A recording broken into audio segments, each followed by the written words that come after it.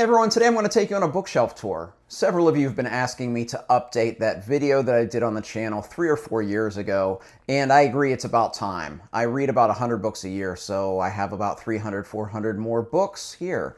I haven't counted, I don't know how many I have, well over 1,000. I have 9 shelves, so just to give you a little bit of an overview before I start digging into the shelves. You see behind me, there are 4 bookshelves behind me. There are actually 5 on this wall. This is my study, and I have a 6th bookshelf in here, right to, I guess, well, I don't know what side this is, left or right. To the right of your camera is another shelf in here. And then in my living room, I have 2 more bookshelves, and then the 9th one is in my guest bedroom. So I do have 9 bookshelves, and they're about full. I have just a little bit of room left, so pretty soon I'm going to have to be making some tougher decisions about my book collecting habits.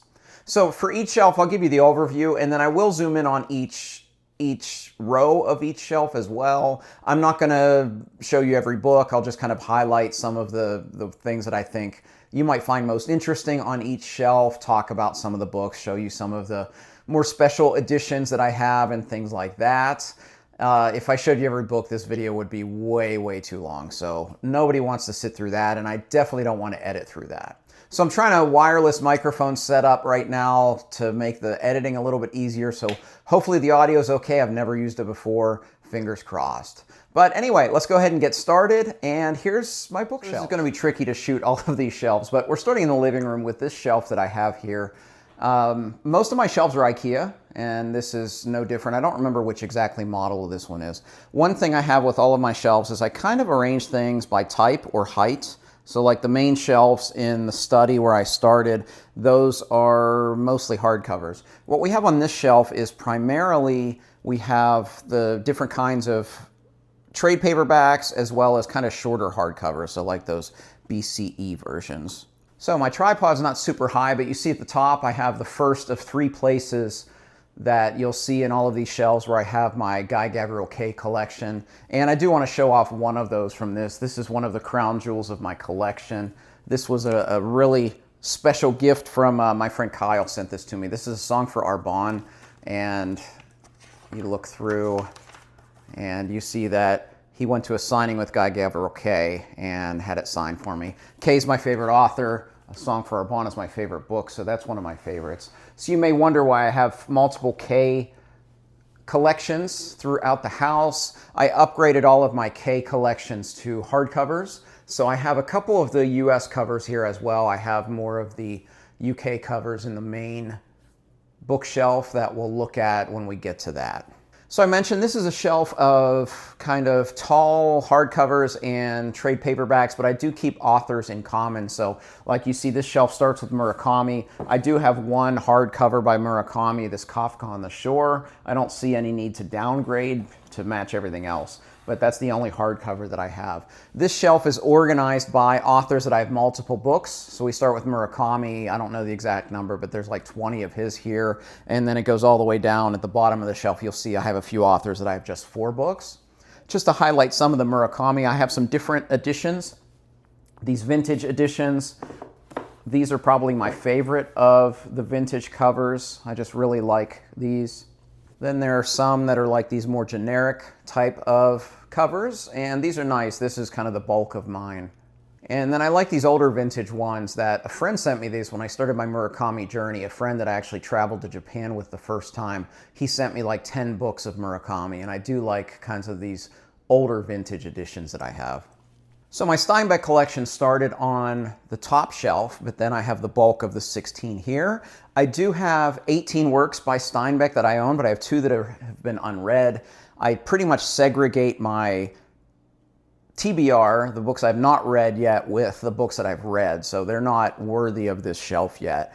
Just to highlight some of the Steinbeck, I do love this Steinbeck Centennial editions that I have. They put out 6 of these. It wasn't a box set. I didn't get it in the box set, but I bought them individually.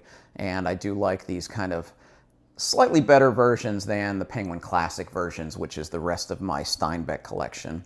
My Dennis Lehane collection is next. I have all of these in kind of these trade paperback versions.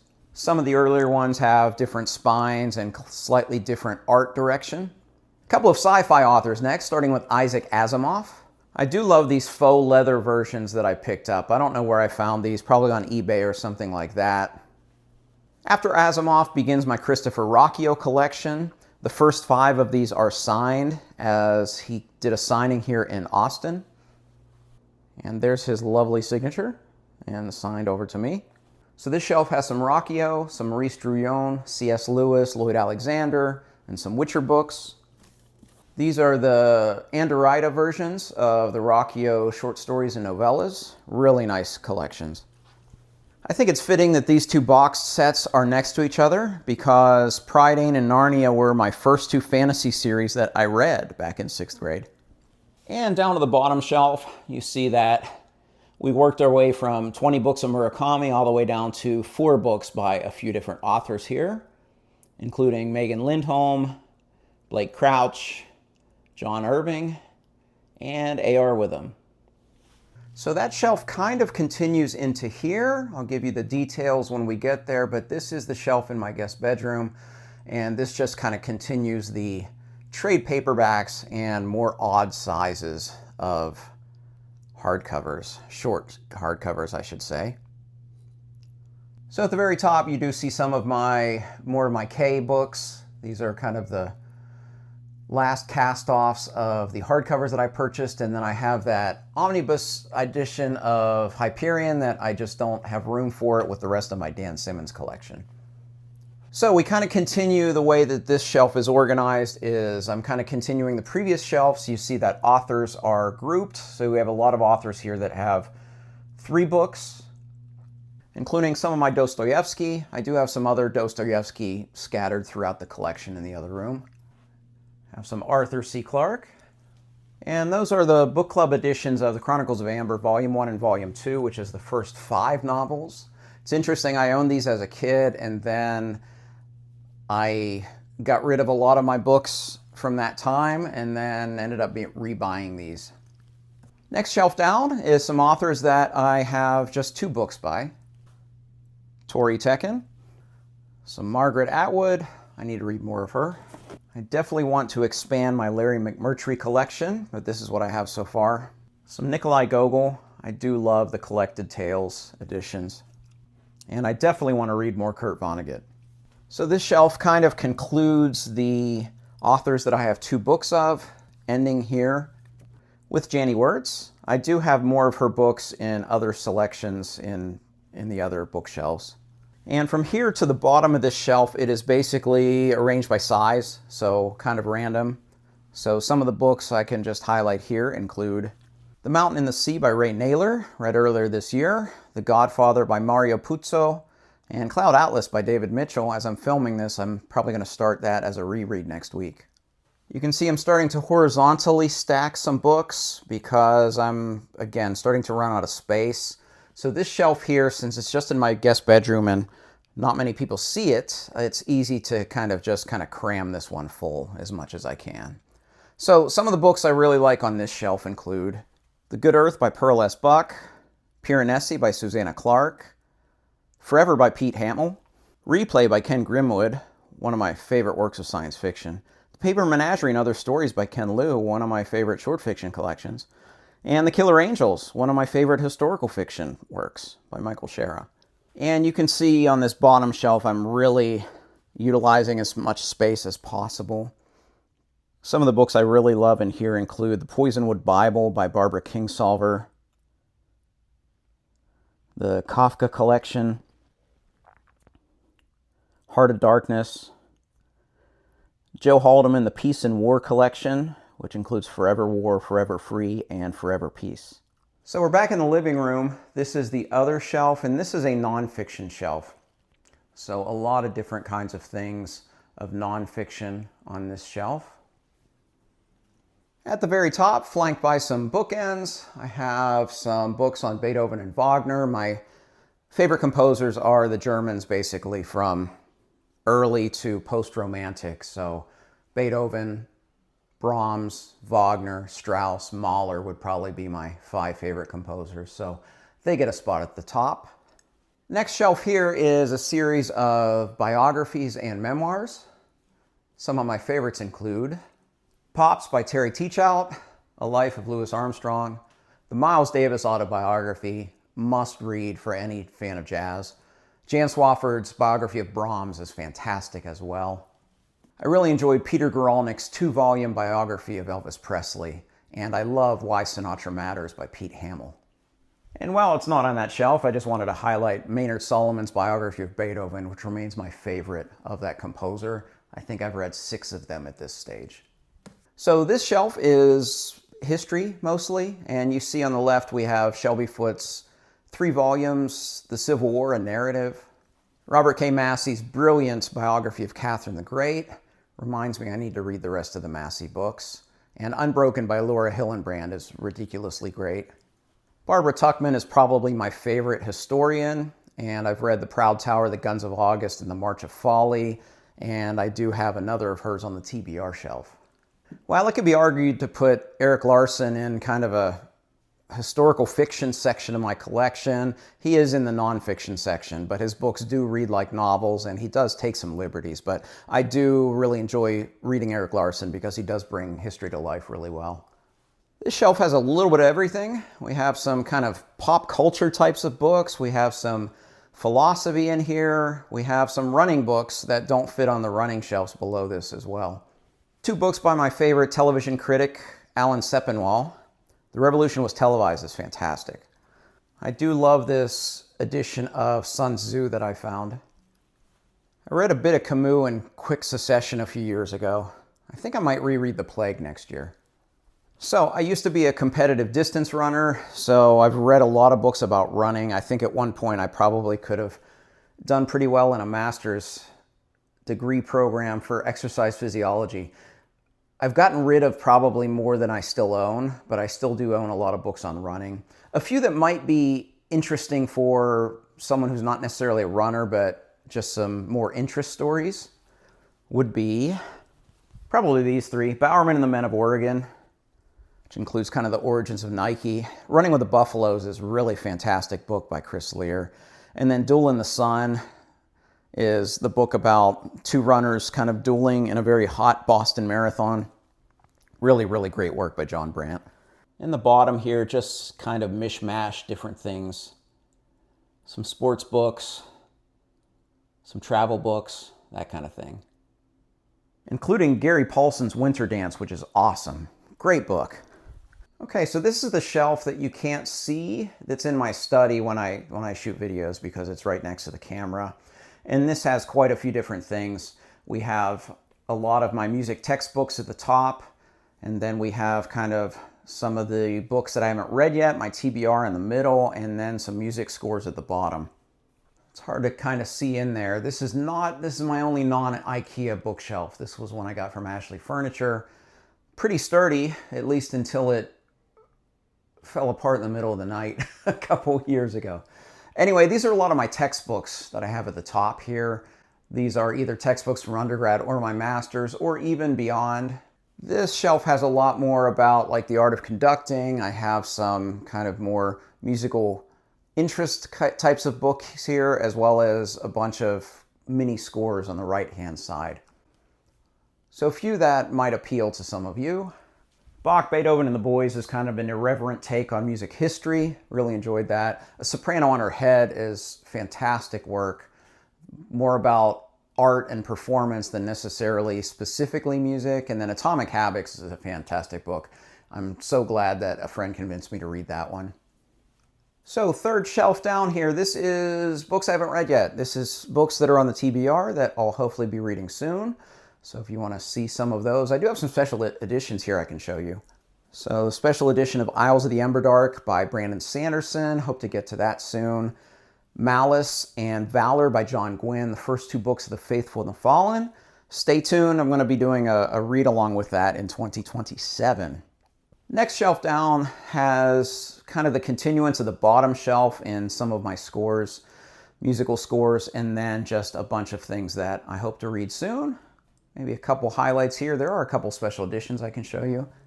Blood Over Brighthaven, that's a Broken Binding edition. And then Republic of Thieves by Scott Lynch, 3rd book in the Gentleman Bastards. Those are both Broken Binding. And Speaks the Nightbird is not a special edition, but it's so rare to find a hardcover, I just thought I'd show it. Hopefully I'll read all 3 of those soon. And at the very bottom is a collection of my musical scores. A lot of these are published by Dover Publications, which is the easiest way, especially as a young musician, to acquire a lot of musical scores. They're very economical. These were, I mentioned the bookshelf kind of fell apart. These are heavy, and I had these on the middle shelf, and then in the middle of the night it collapsed at one point. So had to put some L brackets here and make this non-movable shelves and sturdier shelves, but even so, I have those at the bottom now. Now, onto the shelves, which is probably why most of you are here. This is the main wall that you see when I shoot videos. This first shelf, there are kind of 6 rows. 5 of them are dedicated shelves, and then I do start some alphabetical at the bottom. I used to put everything alphabetical in my collection. The problem with that is when you have, like, if you count all these rows, like there's 30 rows here. If you have a new book by Joe Abercrombie, and then you have to reorganize 30 different rows. So I do have some of these dedicated shelves. For that reason, even more so than it just kind of looks good as a backdrop when I film. So at the very top, that is the Wheel of Time. And it's amazing to me that it fits perfectly. This is an IKEA Billy bookshelf, and the collection fits perfectly on one row. I do own the original dust jackets, but these are the special dust jackets from Juniper Books, and I think it really looks great. Next dedicated shelf is The Realm of the Elderlings by Robin Hobb. You can tell just by the different color design, the different sub-series here, and I kind of just turn one to the front each month, switch it up, so those of you that are paying attention to the videos, you can always kind of see something turn in the back, but it might not necessarily be Ship of Destiny. The next dedicated shelf is George R.R. Martin, Song of Ice and Fire, plus the other 2 books, Fire and Blood and A Knight of the Seven Kingdoms, and then my Harry Potter collection. The Harry Potter books have these cool dust jackets that I purchased again from Juniper Books. I think they look really great on the shelf. Next shelf down is my Sander shelf, although he does linger into the next one. So I have pretty much all of the Cosmere novels in hardcover here, although the special editions are on a different part of this bookshelf. And the final dedicated shelf here has quite a few things. You see there's one Sanderson all the way on the left, Wizard of the Pigeons on the right, a lot of David Eddings, but the Belgariad is not here because I do have special editions. And then, of course, these fantastic broken binding editions of Memory, Sorrow, and Thorn by Tad Williams. And the bottom shelf. Here's where I do start some alphabetical for all of the authors that are not part of any of the dedicated shelves. So some of the things I can highlight here include, so not all of my Asimov is in the other room. These are full-size hardcovers that I keep here. I have 6 works by Kate Atkinson, some J.C.M. Byrne, some Marion Zimmer Bradley. I do love that edition of The Mists of Avalon. And then I do have the first 3 Red Rising books. All right, the second shelf on this wall is mostly Stephen King. 5 dedicated shelves to King. And then the continuation of the alphabetical authors at the very bottom. I do recall a viewer one time trying to puzzle together how my Stephen King collection is organized. It's not alphabetical, it's not chronological, it is purely for aesthetics. I try to put a lot of the books that look good together. So you see here we have a lot of the Viking and then some of the Putnam books here that just kind of look good on the shelf, and it is always facing forward because that's probably my favorite cover of any of King's books. Second shelf has a lot of the newer ones, including a lot of the Scribner books, and you can just tell by kind of the font on the spine when these were published. And this is one where I kind of turn a different Stephen King book to the front each month. Third shelf has the Dark Tower books. I do like how when Grant took over, they tried to continue. Actually, I did that backwards. Grant published them first, and then Viking continued to try to make them match. So as a collector, I do appreciate that. I love the dual cover, the Regulators and Desperation. That will always face front until I start running out of room. And this shelf may have to change soon because the third book of the Talisman trilogy is coming out, so I'll have to put those together. So I'll have to do a little bit of a reorganization soon. There's definitely a big difference in eras, a mixture of eras, I should say, in this shelf. I do love these later Doubleday editions of Night Shift, Salem's Lot, and The Shining. And this is another shelf where I kind of change up whatever I face forward. And the final king shelf here. A lot of these are just on the left, they're just white, so they kind of blend in together pretty well. I do have the Bachman books grouped together here. And then just because I'm out of room on the side, I have a couple Stephen Dobbins to just fill out the shelf. I do want to highlight two of the hardcase crime versions that I have, the Joyland Illustrated Edition and later. I really like those editions. And the bottom shelf, which continues some of the alphabetical books from the previous shelf. Some of my favorites on this shelf include Bernard Cornwell and Justin Cronin. All right, the third of these 5 shelves. This has 4 rows of special editions. And then the bottom 2 rows is my Michael Connelly collection. At the very top, we have a shelf of my Easton Press Charles Dickens collection, just to show you a little bit of a detail. They kind of have hard times here. We got the gold foil, some illustrations, ribbon. I really like this collection. I've mentioned at the start that I segregate my books that I haven't read with the books that I have read. So for full disclosure, the 5 that are pushed out a little bit are the 5 Dickens I have not read yet. I also have 1 book by Folio Society. I really need to change that and get some more, but this is A Hero Born by Jin Yong, the first book of the Legends of the Condor Heroes. It's a beautiful edition, and I'm sad that it didn't sell well enough for them to continue the rest of the series. Next shelf down is a mostly Tolkien one. You probably see this on the B-roll for my TBR videos. Mostly Tolkien with a little bit of Le Guin at the left. I'll show you some of these. So I have the complete illustrated edition of the books of Earthsea, which is huge, but I do like the edition. And then I love this Alan Lee illustrated edition of The Hobbit.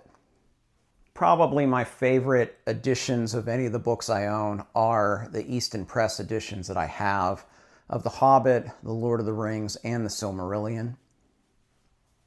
And I do like this little box set of Great Tales of Middle-earth, Children of Hurin, Beren and Luthien, and The Fall of Gondolin. So another row of special editions, and I love how colorful this row is, at least on the right side. I love these Robert E. Howard Gallant's editions of the Complete Chronicles and Conan's Brethren, which is Solomon Kane and those kinds of writing. The Grim Oak Press version of the Belgariad, one of my favorite early fantasy series. And these Dragonsteel editions of the Secret Projects of Brandon Sanderson are just fantastic editions. And I think I like these books a little bit more than a lot of people. So the Fonda Lee trilogy, the Greenbone Saga, these are 3 books that are unread on the shelf, but they match really well. These are broken binding editions. And the broken binding editions do have great dust jackets, but I think they look even better like this. Or perhaps even like this. I'm not a big sprayed edges guy, but that is next level.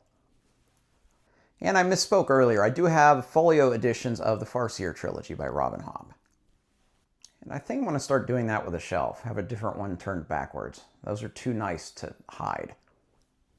So I know some readers don't love these Penguin cloth-bound editions because they're not super durable, but I love them. I love that they're so tactile, and I do love how colorful they are on the shelf. I don't have a complete row yet. There are a couple Everyman library editions of some Orwell on the left there. So some of the classics I have in this format include Pride and Prejudice, Don Quixote, and The Woman in White by Wilkie Collins. Pound for pound, the most underrated author of the 19th century, in my opinion.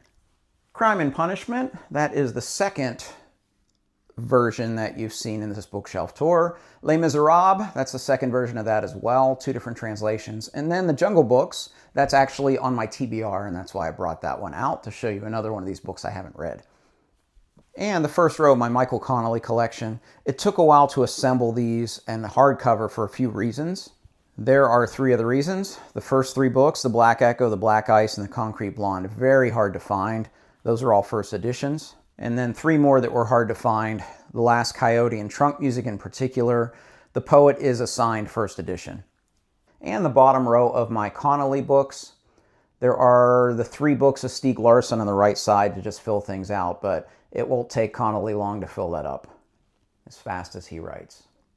All right, 2 shelves to go. This shelf is, again, I have 4 dedicated shelves, and then the alphabetizing of the authors continues in the bottom 2 rows here. At the very top, we have a Dan Simmons and Frank Herbert shelf. I love these hardcovers of Ilion and Olympos, even if I didn't necessarily love the books as much as some others. And when Broken Binding came out with the 4 Hyperion books, this was kind of a dream come true for me to get these in hardcover, because I had Endymion and Rise of Endymion, but Hyperion and the Fall of Hyperion were very, very expensive to get in hardcover. So I'm so glad that they reissued these and reissued the original cover art. And these are pretty popular. I do love these editions of Dune, Dune Messiah, and Children of Dune. And in November, I will receive, because they're already pre-ordered, the final 3 books in this same format. So I'm excited to have the whole collection. And this is my main Guy Gavriel Case shelf. This is all of the hardcovers. There are some UK editions. There are some US editions. I love these Grim Oak Press editions of the Fiona of Our Tapestry. I love the cover of these Viking editions of the Sarantine Mosaic. And the somewhat matching Under Heaven and River of Stars. And the 3 that were the hardest to find were the UK editions of Children of Earth and Sky, A Brightness Long Ago, and All the Seas of the World. And they were worth the time to find these. Kind of a grimdark fantasy shelf. We have some Michael Moorcock. And a lot of Joe Abercrombie. Abercrombie's books are able to be found nowadays in hardcover, but I just really love these floppy trade paperbacks. I think they kind of fit the spirit of his books. And kind of a shelf of epic length historical fiction. We have some Ken Follett and some James Clavell. And right here, 2 of my favorite books of all time, The Pillars of the Earth and Shogun. And just to highlight, Noble House and Whirlwind, those are 2 books on this shelf I have not read. And back to some alphabetical. We have some Alexandre Dumas. And I'm saying the S because I was in Paris earlier this year and we took a tour, and the woman who led the tour from Paris said Dumas, not Dumas. So I assume that's right. Some Brian Lee Durfee 5 Warrior Angels. These are about to be upgraded as Broken Binding editions. I just got the notification for shipping, so I'll have those probably by the time this thing posts. And these are the first 3 of the Malazan Book of the Fallen Broken Binding editions. I suspect this will become a new dedicated shelf when I get through this series. And the final 3 volumes of the Broken Binding editions of Malazan. Final 3 that I own.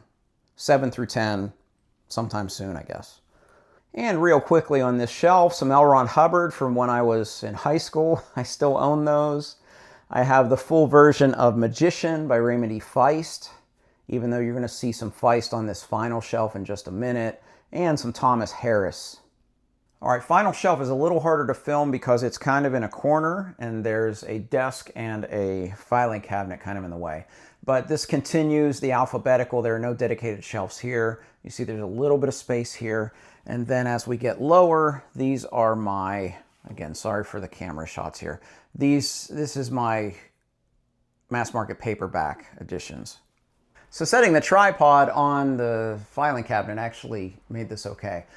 A few editions here that I like. I do like these omnibus editions of the Conan stories that Robert Jordan wrote. And while I didn't love the series, I do love those editions of Prince of Thorns, King of Thorns, and Emperor of Thorns by Mark Lawrence. Again, continuing alphabetically, we got L through W here. We have some Donna Tartt, some Leo Tolstoy, special edition of The Sword of Kaigan by M.L. Long, and the beginning of my Dawn and Winslow editions. And this shelf represents the conclusion of the hardcovers. 2 editions by Janie Wirtz. Well, I guess technically I could put the other one, the To Ride Hell's Chasm, with the other shelf. I think it fits here just fine. And then it concludes with, you see my collection of Firefly novels, one of my favorite television shows ever, and then the Dan trilogy by Philip Chase. All right, these last 3 shelves are kind of hard to get to. Last 3 shelves. It's actually 4 rows. I added an extra shelf here. So these are a lot of my mass market paperbacks, some from my youth, some new, because again, I like to keep authors together. So for instance, the Terry Brooks Sword of Shannara trilogy, I've had those since the 80s. And then the second series I bought much later. The Orson Scott Card, all the Ender books are there, and you see the beginning of a Donaldson shelf here.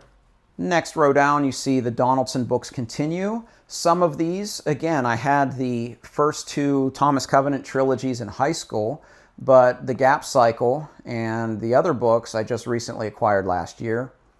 You see my Feist collection, again, kind of same story there. We have the ones that I had in high school, the first 4 books of the Rift Force cycle, and then everything else I've been buying lately.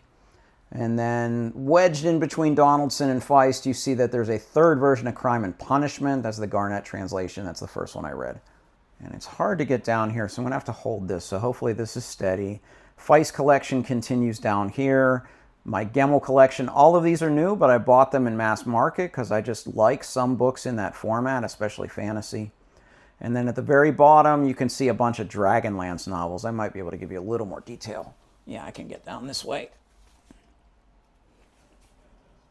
So there's a lot of my Dragonlance novels from when I was a kid. Well, hey, that is my bookshelf. Shelves, all 9. I'm going to have to make some choices at some point about storage versus maybe selling some of these. Who knows what's going to happen, because my house is kind of bursting at the seams with books. But anyway, I hope you enjoyed this. This took way too long to shoot, over an hour. I don't know how long the final video is going to be, but it'll take way too long to edit as well. But those of you that stuck around, and I hope you like the collection. Anyway, that's it. That's my bookshelf tour.